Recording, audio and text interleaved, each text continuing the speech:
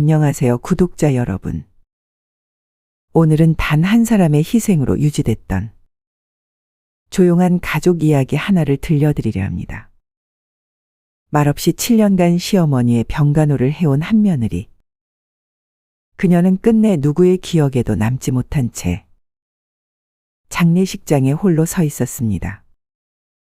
가족이란 이름 아래 짊어진 책임, 당연하게 여겨졌던 희생, 그리고 마지막 순간에야 들려온 단 한 줄의 진심.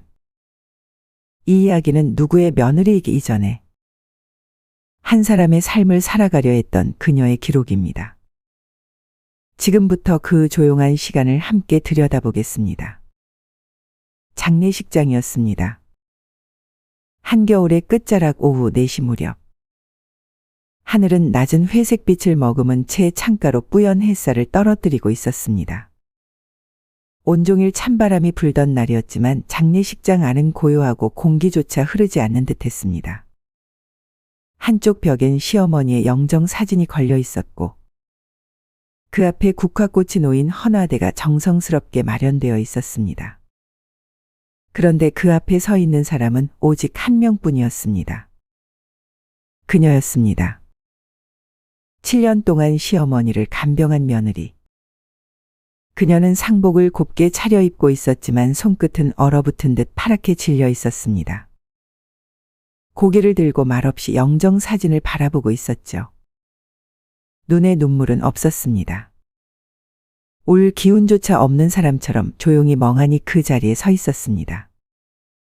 조문객이 아무도 오지 않았다는 사실을 처음 인지한 건 장례식이 시작되고 한참이 지난 뒤였습니다. 장례식장 직원이 다가와 조심스럽게 말했습니다. 며느님, 혹시 다른 가족분들은 아직? 그녀는 고개를 천천히 저었습니다. 아니요. 아무도 안 오실 거예요. 그 말에는 어떠한 감정도 담겨 있지 않았습니다. 원망도 서운함도 슬픔도. 그 모든 감정을 다 쏟고 난 사람의 말투였다고 해야 할까요? 그녀는 시어머니의 곁을 누구보다 오래 지켜왔습니다.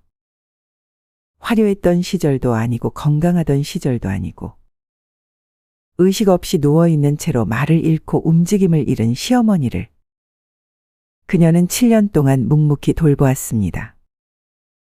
그 7년의 시간 동안 시어머니의 병상 옆에서 밥을 먹고 약을 갈고 몸을 닦아주며 자신의 삶의 대부분을 그 자리에 바쳤습니다. 그런 그녀였기에 마지막 인사 정도는 가족들이 함께하리라 믿었는지도 모릅니다. 하지만 믿음은 언제나 현실 앞에서 조용히 부서지는 법입니다. 그녀는 아무 말 없이 상 앞에 앉아 있었습니다. 장례식장엔 어울리지 않게 클래식 음악이 작게 흐르고 있었고 직원들의 발소리만이 때때로 그 고요함을 깨뜨릴 뿐이었습니다. 그러다 문이 열리는 소리가 났습니다. 그녀는 고개를 들었습니다. 혹시 남편일까? 신우일까? 아니면 늦은 조문객이라도? 하지만 들어온 사람은 시어머니를 돌보다가 퇴직한 요양보호사 선생님이었습니다. 평소에도 그녀에게 말을 아끼던 조용한 분이셨지만 그날따라 유독 깊은 한숨을 내쉬며 다가오셨습니다. 정말 혼자 계셨군요. 그녀는 작게 고개를 끄덕였습니다. 예, 늘 그랬으니까요. 요양보호사는 상 앞에 국화꽃을 조심스레 놓고 짧은 묵념을 한 뒤 조용히 그녀에게 말을 걸었습니다. 며느님 없었으면 어머님도 일찍 가셨어요. 이 말 꼭 드리고 싶었어요. 진짜 가족이 누구인지 저 옆에서 다 봤습니다. 그녀는 그 말을 듣고도 아무런 반응이 없었습니다. 그냥 고개를 조금 숙였을 뿐이었습니다. 그녀는 이제 익숙했습니다. 자신이 가족이 아닌 가족으로 살아온 시간에 책임은 그녀에게만 부여되었고 가족이라는 이름은 평소엔 당연했지만 이런 자리에서는 너무도 쉽게 사라졌습니다. 그녀는 시어머니의 영정 사진을 바라보며 속으로 조용히 중얼거렸습니다. 어머님, 저 혼자 왔어요. 괜찮아요. 저 익숙하니까요. 그 말 한마디에 그녀가 지난 세월을 어떻게 견뎌냈는지 모든 것이 담겨 있는 듯 했습니다. 그녀는 조용히 일어나 헌화대를 정리했습니다. 국화꽃 몇 송이를 다시 다듬고 상에 올린 물컵을 닦아냈습니다. 작은 일에도 정성을 담는 그녀의 손끝이 오히려 장례식장의 허전함을 더욱 부각시키고 있었습니다.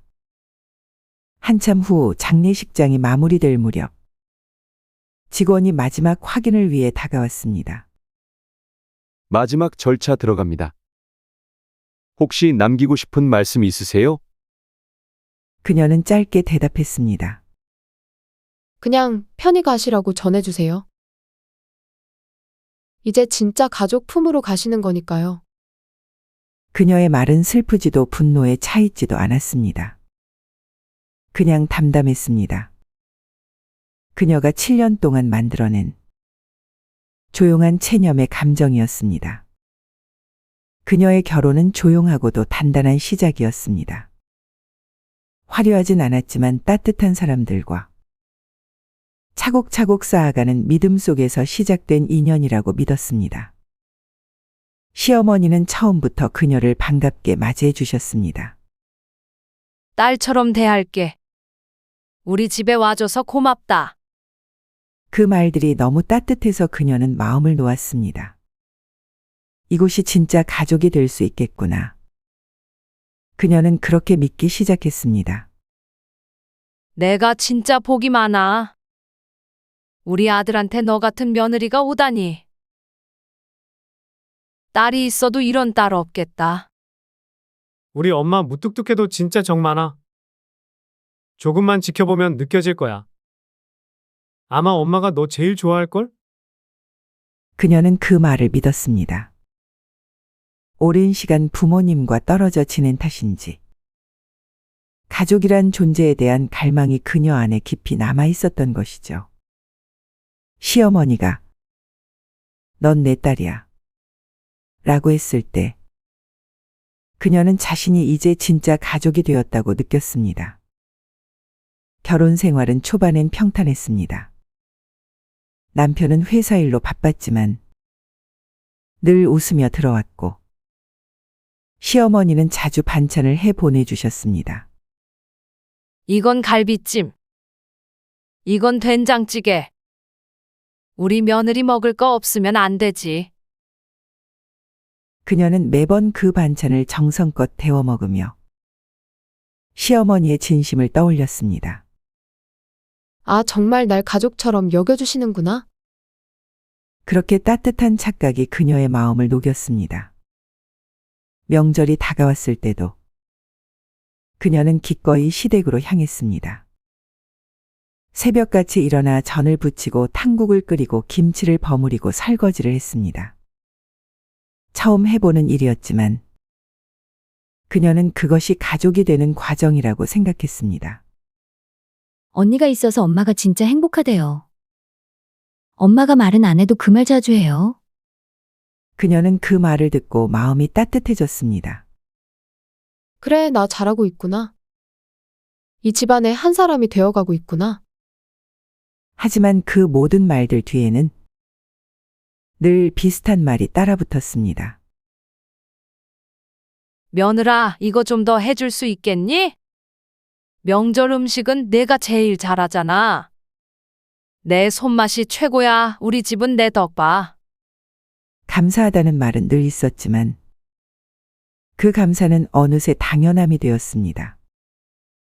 칭찬은 부탁을 위한 서두였고 사랑은 기대를 동반한 책임이었습니다. 남편은 그런 부분에 있어 무심했습니다.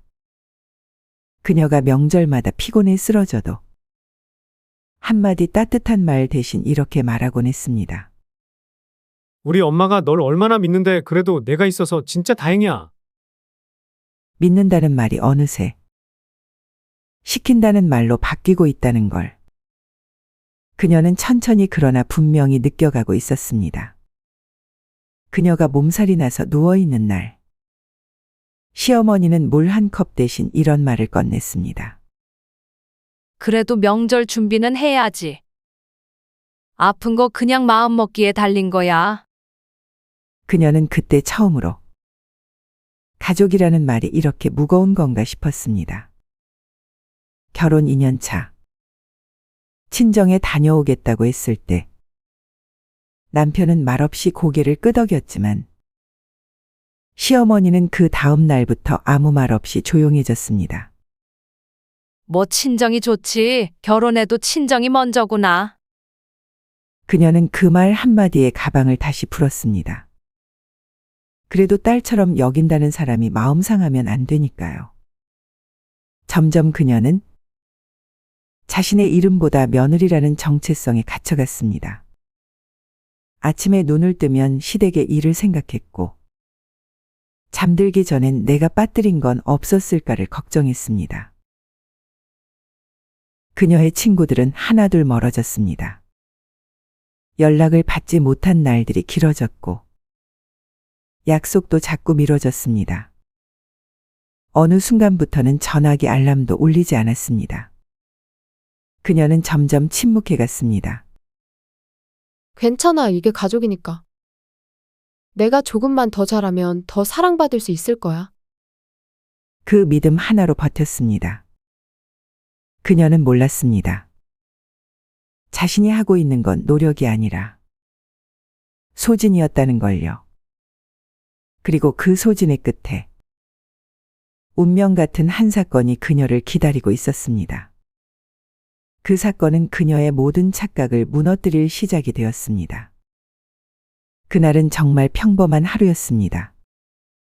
햇빛은 따뜻했고 바람도 잔잔했습니다. 그녀는 점심 준비를 하다가 시어머니에게 전화를 걸었습니다. 별일 없으신지 드시고 싶은 반찬은 없는지.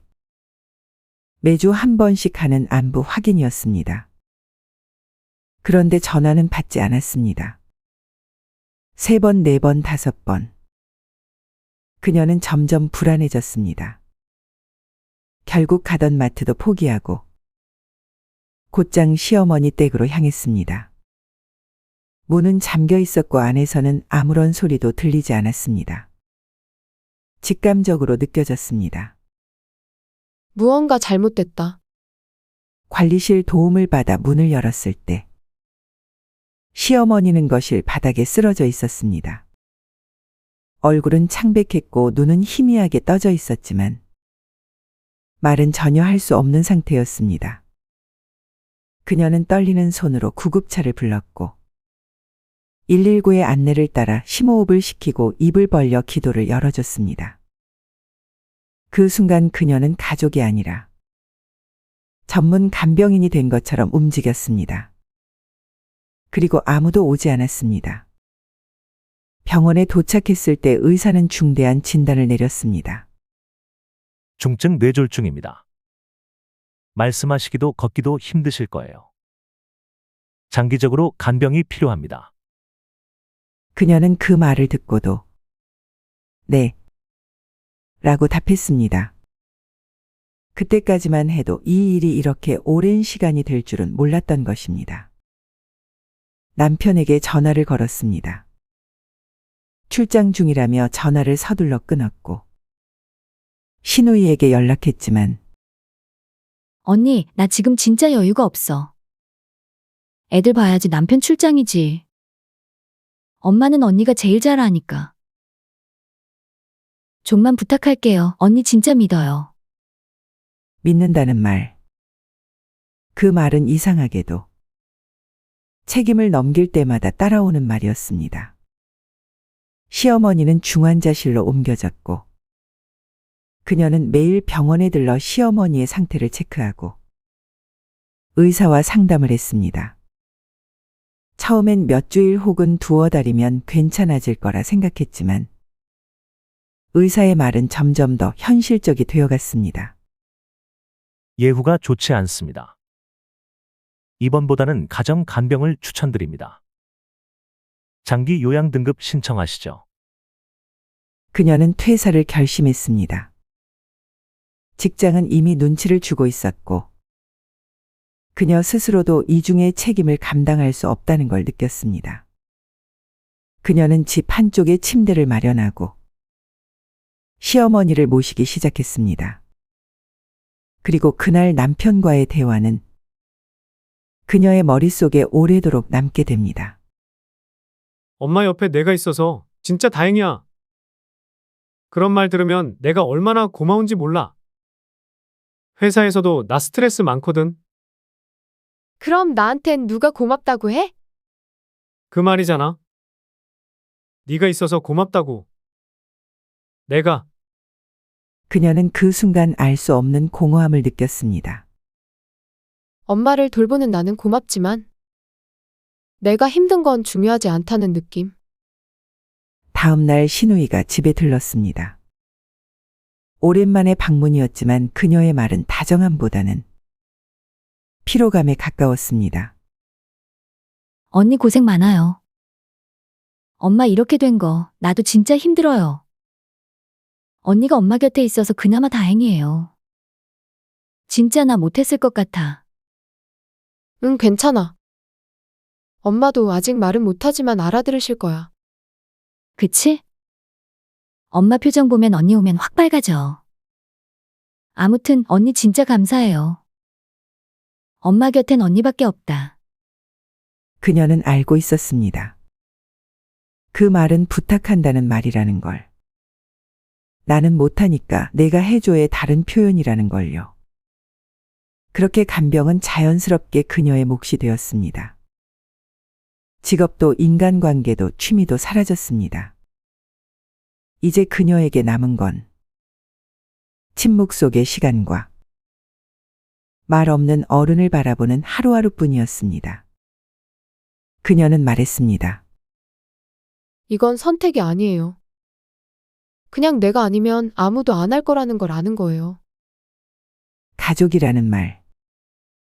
그 말 안에는 서로 돌보고 아껴주며 함께한다는 의미가 들어있어야 했습니다. 하지만 그녀에게 가족은 너밖에 없다. 는 말로 포장된 혼자 짊어지는 책임이었습니다.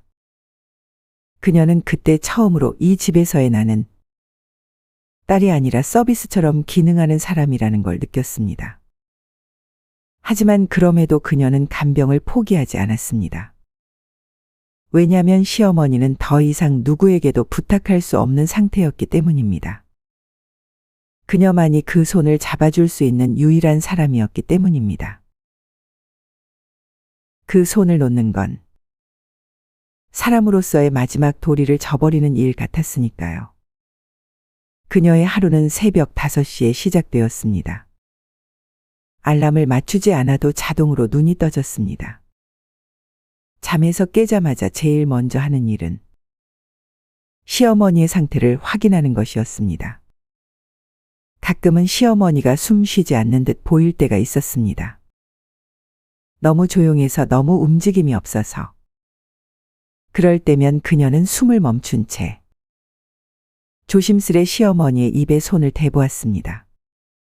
살짝 느껴지는 따뜻한 숨결이 아직 살아있음을 증명할 때 그제야 안도할 수 있었습니다. 그 안도감은 곧 부담감으로 바뀌었습니다. 오늘도 이 하루를 무사히 보내야 한다. 그것이 그녀의 유일한 목표가 되었습니다. 그녀는 시어머니의 기저귀를 갈고 미지근한 물로 몸을 닦아드리고 입안을 물수건으로 닦았습니다. 온몸을 돌보는 그 손길은 의무감보다는 책임감, 책임감보다는 도리였습니다. 며느라, 과거 시어머니가 불렀던 그 말. 지금은 들을 수 없는 그 호칭이 오히려 매일 아침마다 그녀의 귓가에 맴돌았습니다. 그녀는 죽을 끓이고 약을 챙겼습니다. 모든 식사는 믹서에 갈아서 죽 형태로 만들었습니다. 한 숟가락을 뜨고 입안에 넣어드리고 넘기시는 데까지 1분 2분. 느린 움직임 속에서도 그녀는 한 번도 다그치지 않았습니다. 단 한 번도 좀 빨리 드세요. 라는 말을 한 적이 없었습니다. 하지만 그녀의 내면은 서서히 무너지고 있었습니다. 하루 종일 말할 사람이 없었습니다. TV를 틀어놔도 그 소리는 벽에 부딪혀 메아리처럼 돌아올 뿐이었습니다. 남편은 늘 퇴근이 늦었습니다. 들어와도 묵묵히 샤워하고 밥 먹고 스마트폰을 보다가 잠드는 게 전부였습니다. 그녀는 하루 종일 집안에서 수십 번을 움직였지만 남편은 그녀에게 오늘 어땠어? 라는 말 한마디 건네지 않았습니다. 어느 날 밤 그녀는 조심스럽게 말을 꺼냈습니다. 나도 누가 좀 물어봐 줬으면 좋겠어. 오늘 어땠냐고, 힘들진 않았냐고. 에이, 왜 그래? 힘들어도 표현 안 하니까 몰랐지. 나 표현 많이 했어. 근데 당신이 듣지 않았던 거야. 그 대화는 길게 이어지지 않았습니다. 남편은 조용히 고개를 떨구었고 그녀는 그날 이후로 더 이상 말을 꺼내지 않았습니다. 며느리는 사람에게 필요한 건 사람다움이라고 믿었습니다. 몸을 움직여 수발을 드는 것만이 간병이 아니었습니다. 존중받지 못한 희생은 그 어떤 보상도 되지 않는다는 걸 그녀는 알고 있었습니다. 하지만 그럼에도 불구하고 그녀는 하루도 빠짐없이 시어머니 곁을 지켰습니다. 언니, 미안해요. 이번 주도 못 들를 것 같아요. 애들 겨우겨우 돌보고 있는데. 언니가 엄마 옆에 있어서 진짜 다행이에요. 그래, 괜찮아. 엄마도 잘 지내셔. 언니 진짜 복 받으실 거예요. 우리 가족 중에 제일 착한 사람은 언니야. 그녀는 전화를 끊은 뒤 한참 동안 휴대폰을 쳐다봤습니다. 복 받는다는 말. 그 말이 오히려 상처처럼 느껴졌습니다. 누군가를 대신해 희생한 그녀에게 돌아온 건 위로가 아닌 방관이었습니다. 어느 날 그녀는 거울 앞에 섰습니다. 피부는 창백했고 머리카락은 빠졌으며 눈 밑엔 다크서클이 깊게 내려앉아 있었습니다. 이게 나야? 거울 속의 그녀는 예전에 밝고 웃음 많던 자신이 아니었습니다. 더는 아내도 아니었고 딸도 아니었으며 여성도 아니었습니다. 그저 간병인 그리고 며느리일 뿐이었습니다. 어느 날 친구에게서 연락이 왔습니다. 1년 만이었습니다. 야, 너 어디 갔었던 거야? 진짜 걱정했어. 다들 너 결혼하고 나서 연락 끊겼다고. 미안. 그냥 좀 바빴어. 바쁜 것도 바쁜 거지만 너 목소리가 너무 달라졌어. 나? 아니야, 나 똑같아. 하지만 그녀는 알고 있었습니다. 자신이 달라졌다는 걸. 웃음이 줄었고 말수가 줄었고 가장 중요한 나라는 사람이 점점 작아지고 있다는 걸요. 그녀는 그렇게 3년, 4년 그리고 7년을 시어머니와 함께 보내게 됩니다. 무겁고 길고 조용한 시간들 속에서 그녀는 스스로에게 이렇게 말했습니다. 내가 여기서 사라져도 아무도 모르겠지. 그녀는 오히려 그 생각에 마음이 편해졌다고 말했습니다. 모든 걸 내려놓는다는 게 이렇게 담담하고 이렇게 조용할 수 있다는 것을 그제야 처음 알게 되었습니다. 그녀는 한 번도 시어머니 앞에서 울어본 적이 없었습니다. 아무리 힘들어도 아무리 지쳐도 울음은 꼭꼭 가슴 깊숙한 곳에 넣어두고 살았습니다. 시어머니 앞에서 눈물을 보이는 건 그녀에게 있어서 패배처럼 느껴졌기 때문입니다. 누군가를 돌보는 사람은 약해지면 안 된다고 믿었기 때문이기도 했습니다. 하지만 사람의 마음은 그렇게 단단하게만 구성되어 있지 않습니다. 작고 날카로운 파편들이 쌓이고 쌓이다 보면 언젠가는 아주 작고 사소한 틈으로 무너져 내리기 마련입니다. 그날은 평소와 다를 바 없는 하루였습니다. 시어머니는 조용히 눈을 감고 누워 있었고 그녀는 여느 때처럼 죽을 데워 손에 들고 있었습니다. 그런데 숟가락을 들고 있는 자신의 손이 미세하게 떨리고 있다는 걸 그녀는 문득 느꼈습니다. 손을 멈추고 시어머니를 바라보았습니다. 그 눈동자, 무표정한 얼굴, 움직이지 않는 입술, 그리고 그 순간 마치 눈앞이 갑자기 좁아지는 것처럼 주변 소리가 사라지고 심장 소리만 크게 들리기 시작했습니다. 왜 저만 이렇게 살아야 해요? 처음으로 그녀는 소리를 내어 말했습니다. 그것은 누군가에게 들려주기 위한 말이 아니었습니다.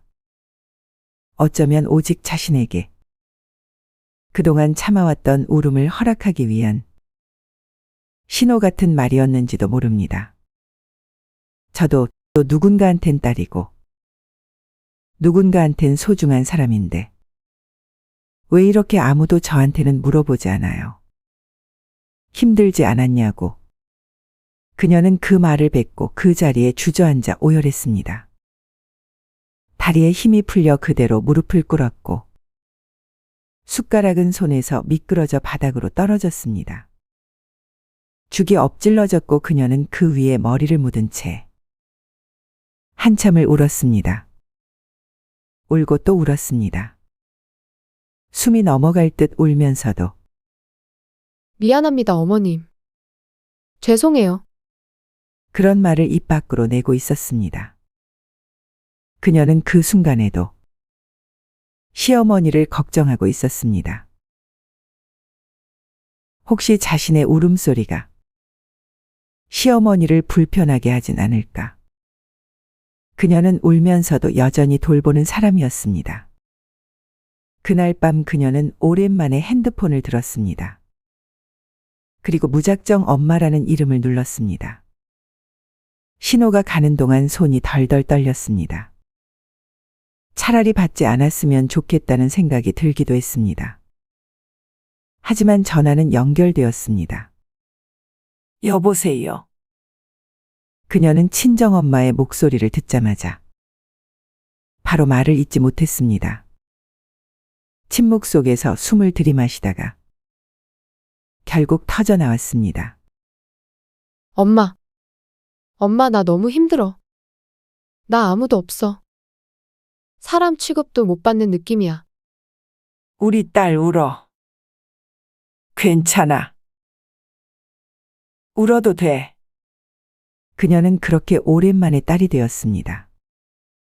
그 누구의 며느리도 아니고 어떤 가정의 책임자도 아니고 간병인도 아닌 그냥 엄마의 딸이었습니다. 너 사람답게 살아야 해. 세상에 너 하나뿐인 거 잊지 마. 엄마는 내가 내 자신을 제일 먼저 챙기길 바래. 그녀는 전화를 끊은 뒤 스스로에게 말했습니다. 그래. 내가 나를 먼저 챙기자. 누가 안아주지 않으면 내가 나를 안아주자. 그녀는 그날 밤 처음으로 아무런 죄책감 없이 잠이 들었습니다. 무엇도 하지 않았고 누구도 돌보지 않았고 그저 이불 속에서 자신의 눈을 감아주었습니다. 그녀는 그날 이후 매일 조금씩 다르게 숨쉬기 시작했습니다. 숨이 덜 막혔고 가슴이 덜 답답했습니다. 그녀는 자신을 돌보지 않은 채 누군가를 돌본다는 것이 얼마나 위험한 일인지 그제야 알게 되었습니다. 그날 이후 그녀는 시어머니의 손을 잡으면서 자신의 손도 놓지 않기로 마음먹었습니다. 그것이 무너진 마음을 조금씩 다시 일으켜 세우는 시작이었습니다. 시간은 흘렀습니다. 계절이 몇 번 바뀌었고 달력의 숫자들도 수없이 바뀌었습니다. 그녀의 시계는 오직 하나였습니다. 시어머니의 맥박. 그분의 숨결이 곧 그녀의 하루였고 그분의 눈동자가 깜빡이는 순간이 그녀의 아침이자 밤이었습니다. 7년이라는 시간이 그렇게 흘렀습니다.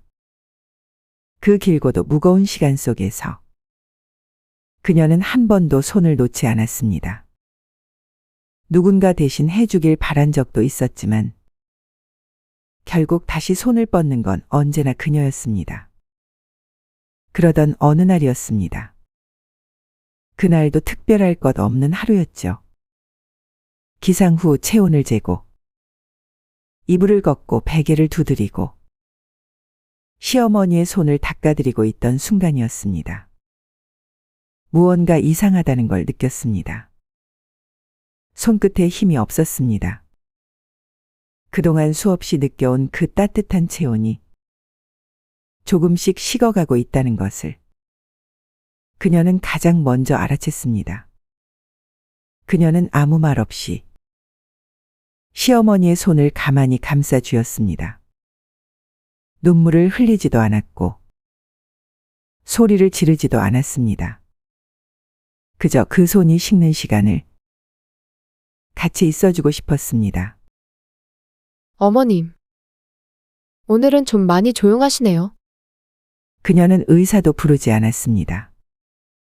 시간이 얼마 남지 않았다는 걸 감각으로 먼저 알고 있었기 때문이었습니다. 거실에 불은 껐고 작은 스탠드 조명 하나만을 켜두었습니다. 방 안은 조용했습니다. TV도 꺼졌고 창문도 닫혀 있었습니다. 그녀는 시어머니의 머리맡에 앉아 살며시 이마를 쓰다듬었습니다. 그리고 처음으로 그동안 하지 못했던 말을 꺼냈습니다. 제가 원래 이렇게까지는 안 하려 했거든요.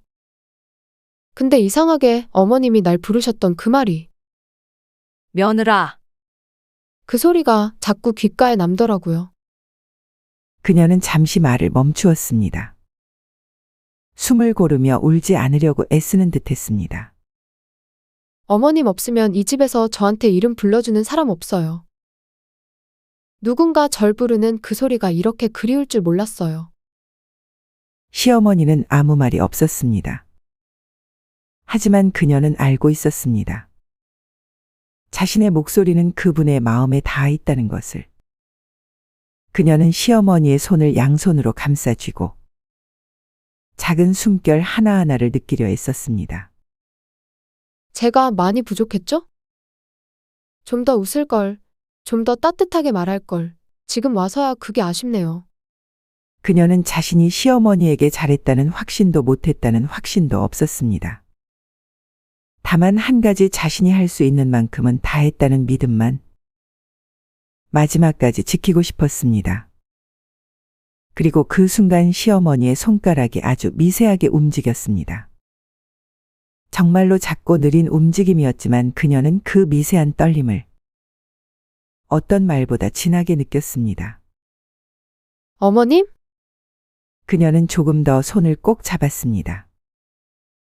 더 이상 움직임은 없었습니다. 숨소리는 잦아들었고 심장박동 모니터의 숫자는 천천히 줄어들었습니다.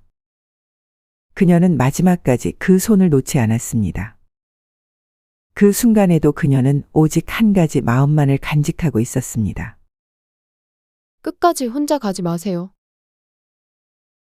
그날 밤 늦게 간호사가 조심스럽게 그녀에게 다가왔습니다. 며느님 어머님이 돌아가시기 전 간신히 하신 말씀이 있습니다. 말씀이요? 아주 작게 우리 딸처럼 고마운 아이, 그 아이만큼은 꼭 행복하게. 라고 하셨어요. 그녀는 아무 대답도 하지 않았습니다. 대답을 해야 할 줄도 몰랐고 무엇을 느껴야 할지도 몰랐습니다.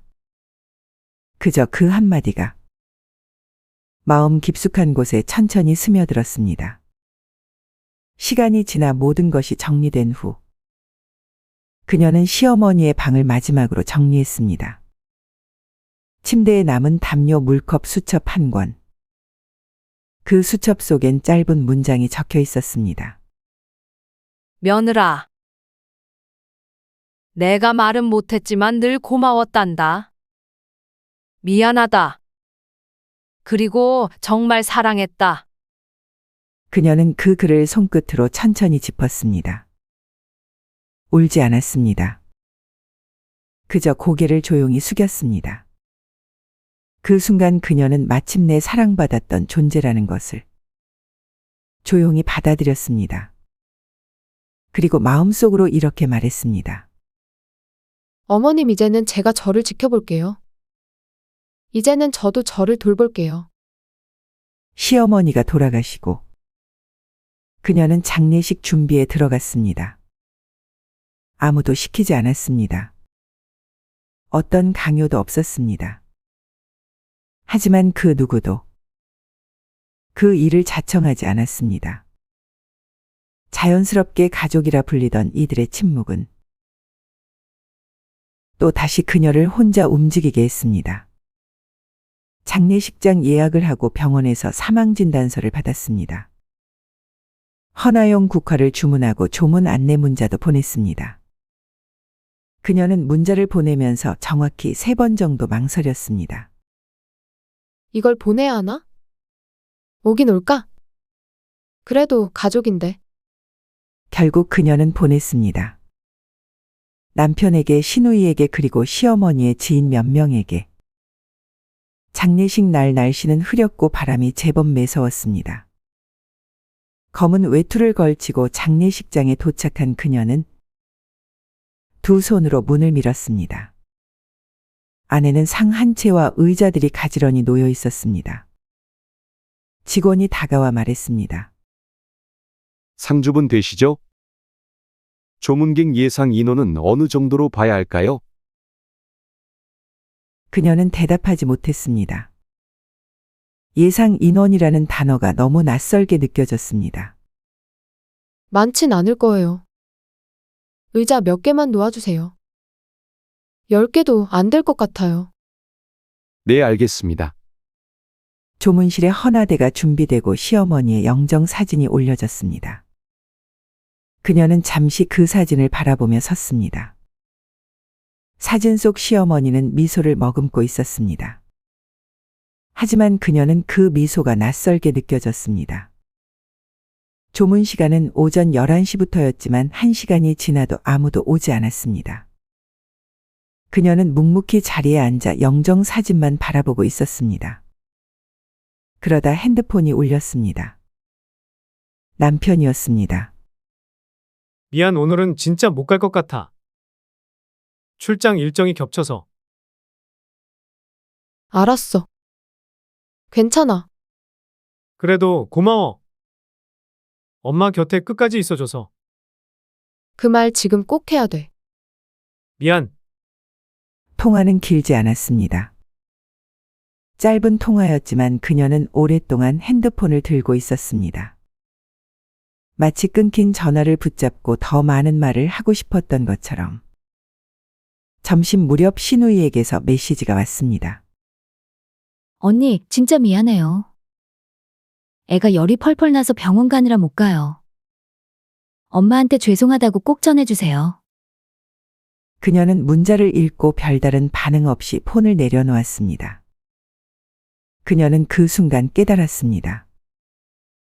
마지막이라는 건 누군가에게는 특별한 날이지만 누군가에게는 그저 바쁜 하루일 뿐이라는 사실을요. 오후 2시쯤 드디어 조문객이 한 명 도착했습니다. 요양보호사 선생님이었습니다. 혼자 계셨군요. 예. 늘 그렇잖아요. 그래도 며느님은 진짜 가족이셨어요. 어머님 그걸 느끼고 가셨을 거예요. 누가 뭐래도 그건 변하지 않아요. 그녀는 조용히 고개를 숙였습니다. 감사하다는 말도 울음도 나오지 않았습니다.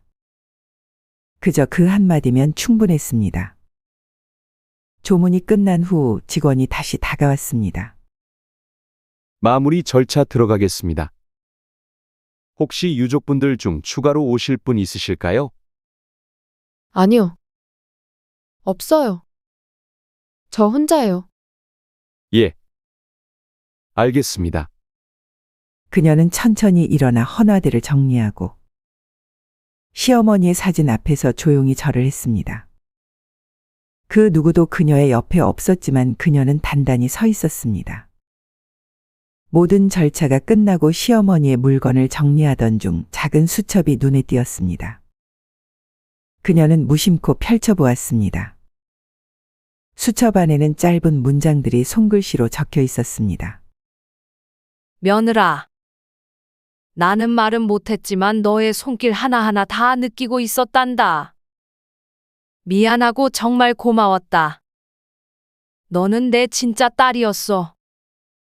그녀는 그 자리에서 한참을 움직이지 못했습니다. 수첩을 가슴에 품고 아무 말 없이 아무 감정도 표현하지 않은 채 오래도록 앉아 있었습니다. 그리고 속으로 조용히 되뇌었습니다. 어머님, 저 혼자였지만 그래도 좋은 이별이었어요. 저는 끝까지 남았으니까요. 장례가 끝난 뒤 그녀는 시어머니 방에 마지막으로 들어섰습니다. 햇살이 부드럽게 방 안으로 들어오고 있었습니다. 하얀 커튼이 흔들릴 때마다 고요한 바람이 방 안을 스쳤습니다. 정리되지 않은 책상 위엔 작은 수첩이 조용히 놓여 있었습니다. 그녀는 그 수첩을 두 손으로 조심스럽게 들어 올렸습니다. 페이지를 천천히 넘기자 익숙한 손글씨들이 나타났습니다. 짧은 메모들, 사소한 일정 간병일지를 대신한 흔적들. 그리고 어느 페이지 가장 오래 머문 듯한 흔적과 함께 이 문장이 적혀 있었습니다. 너는 내 딸이었단다. 내가 말을 못해도 내 손이 내 마음까지 닿았단다. 고맙고 또 고맙고 미안하고 또 미안했다. 그녀는 그 페이지를 한참 바라보았습니다. 그 손글씨는 삐뚤빼뚤했지만 그녀는 단번에 알아보았습니다. 그건 살아있는 사람의 글씨가 아니라 남겨진 사람이 준 마지막 온기였습니다. 그녀는 그 수첩을 조용히 접고 가슴에 품었습니다. 한참을 아무 말도 하지 않았습니다. 무언가를 말로 꺼내면 이 감정이 흩어질까 두려웠기 때문이었습니다. 하지만 마음속 어딘가에서 조용히 속삭이는 소리가 들렸습니다. 저도 어머님, 저도 말은 못했지만 사실 많이 고마웠어요. 그녀는 조용히 일어섰습니다. 시어머니의 방을 마지막으로 둘러본 뒤 창문을 활짝 열었습니다. 바람이 커튼을 크게 흔들었습니다. 그녀는 웃지도 울지도 않았습니다. 그저 오래도록 그 바람 속에 가만히 서 있었습니다. 며칠 뒤 그녀는 자신의 짐을 꾸렸습니다. 작은 캐리어 하나에 자신의 물건을 몇 개 넣었습니다. 시어머니의 수첩과 그녀가 간직하고 싶은 편지 한 장만을 따로 담았습니다. 그날 그녀는 시어머니의 기일에 맞춰 국화 한 송이를 사들고 작은 봉분 앞에 섰습니다. 햇살이 따뜻했고 새들이 낮게 날아다녔습니다. 그녀는 천천히 무릎을 꿇고 꽃을 내려두었습니다. 그리고 조용히 말했습니다. 어머님, 저 이제 가보려고요. 이 집에 온 뒤로 처음으로 제 삶을 살러 가보려고요. 많이 늦었죠? 그치만 지금이라도 늦지 않았다고 믿고 싶어요. 그녀는 이내 일어섰습니다. 고개를 숙여 마지막 인사를 올리고 천천히 발걸음을 돌렸습니다. 며칠 후 그녀는 조용한 동네의 작은 원룸에 새로 자리를 잡았습니다. 창문으로는 낮은 산이 보였고 오후엔 따뜻한 빛이 집 안으로 들어왔습니다. 그녀는 작은 커피포트를 올려두고 따뜻한 차를 한 잔 내렸습니다. 컵을 쥔 손이 한때 시어머니의 손을 닦아주던 그 손이라는 생각에 잠시 멈칫했습니다. 하지만 이내 그 손을 자신의 가슴에 올렸습니다. 그녀는 알고 있었습니다. 이 손은 이제 누구를 돌보기 위해서가 아니라 자신을 안아주기 위해 쓰일 것이라는 걸. 밤이 되어 그녀는 이불을 펴고 조용히 누웠습니다. 천장을 바라보다가 불을 끄고 눈을 감았습니다.